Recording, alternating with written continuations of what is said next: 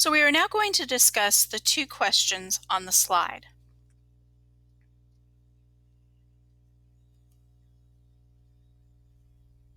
First, we will discuss the question, what patterns or contrasts do you see in these words and phrases? As you look to answer this, think about these questions. What do these words and phrases have in common? How would you describe the tone of these words and phrases? What impact do these words or phrases have on the reader?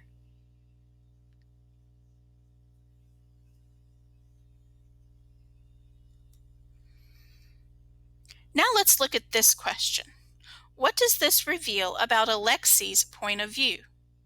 In other words, what does this tell the reader about Alexi's attitude or point of view?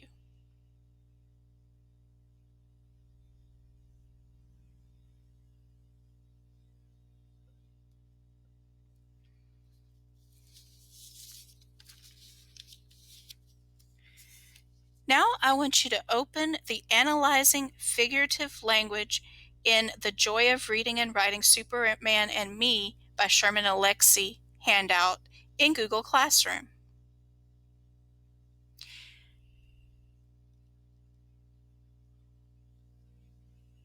Let's look at the rhetorical appeals on that page.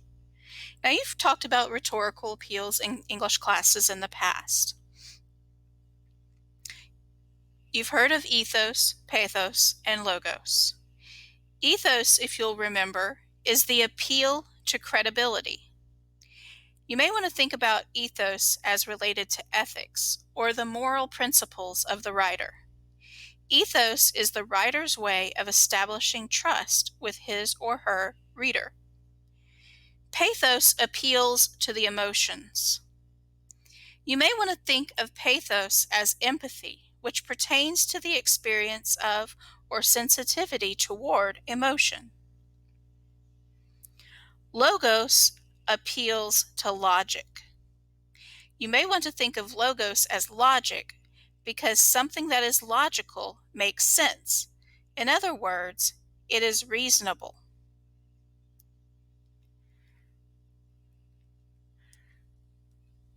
Remember that analyzing Sherman Alexie's use of figurative language and rhetorical appeals will prepare you to develop a persuasive speech as part of the extension task at the end of the unit.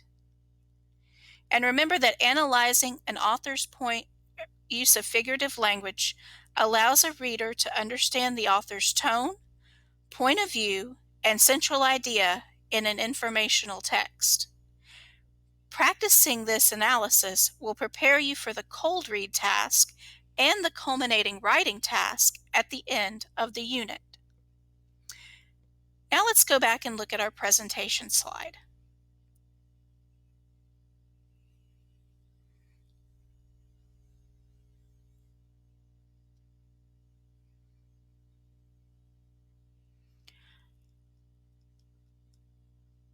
I want you to follow along as I model thinking about the first example of figurative language in the chart. Our first example of figurative language is, we lived on a combination of irregular paychecks, hope, fear, and government surplus food. Now let's go back to the chart, and I'm going to go ahead and model this example for how you need to fill out the chart.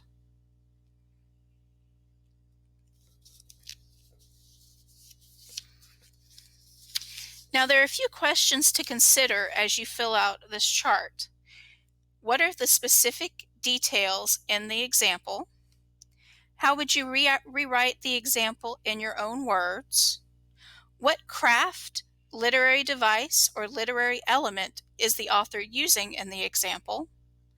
What impact does this craft, literary device, or literary element have on the meaning of the text? And which appeal most likely aligns with the impact on the reader? Now, for all of the examples are filled in the example column. It is up to us to paraphrase the example, tell what effect it has on the reader, and it just identify which rhetorical appeal Alexei is using in the example. So as we saw on the slide, our first example is we lived on a combination of irregular paychecks, hope, fear, and government surplus food. Now remember, paraphrase means to put it in your own words. So I'm going to say that this means that Alexei's family didn't always have a regular income.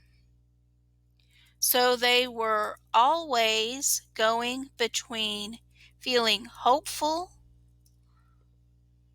that their future was looking up and feeling fearful that they would have enough money for basic things, or rather, that they would not have enough money for basic things. Now, as far as the effect it has on the reader, the contrast between the concrete items on the list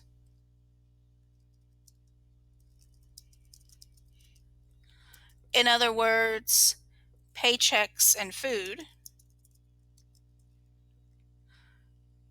and the emotions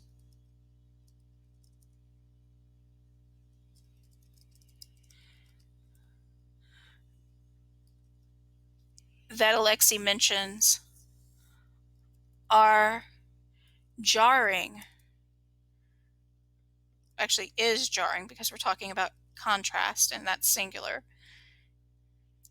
Is jarring for or to the reader.